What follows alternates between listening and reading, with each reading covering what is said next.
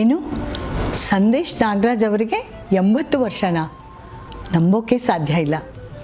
ರಾಜಕಾರಣಿ, ನಿರ್ಮಾಪಕ, ಸಮಾಜ ಸೇವಕ, ಇನ್ನೂ ಯಾವೆಲ್ಲ ಕ್ಷೇತ್ರದಲ್ಲಿ ತನ್ನನ್ನು ತಾನು ತೊಡಗಿಸ್ಕೊಂಡಿದ್ದಾರೆ.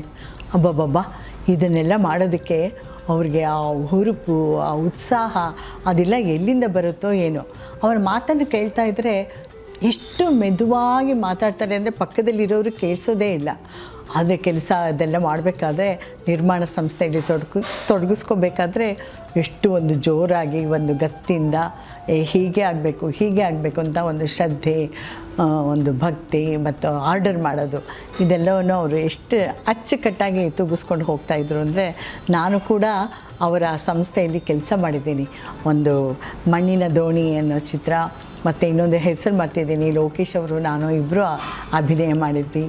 ಮತ್ತು ನಮ್ಮ GST ಚಿತ್ರ ಎಲ್ಲ ಅವರ ಸಂಸ್ಥೆದು 30 ಚಿತ್ರಗಳ ನಿರ್ಮಾಣ ಮಾಡಿದ್ದಾರೆ. ಒಳ್ಳೆಯ ಪ್ರೊಡ್ಯೂಸರ್ ಅಂತ ಹೆಸರಂತೂ ತೊಗೊಂಡಿದ್ದಾರೆ. ಒಳ್ಳೆಯ ಮನುಷ್ಯ ಅನ್ನೋ ಕೂಡ ಹೆಸರನ್ನು ಅವರು ತೆಗೆದುಕೊಂಡಿದ್ದಾರೆ. 80 ವರ್ಷ ಆಗಿರೋದು ನಿಜಕ್ಕೂ ಬಹಳ ಬಹಳ ಸಂತೋಷ. ಈ 80 100 ಅಂತ ಆ ದೇವರಲ್ಲಿ ಪ್ರಾರ್ಥಿಸ್ತೀನಿ. ಶತಮಾನಂ ಭವತಿ ಶತಾಯು. Sir, wish you happy birthday.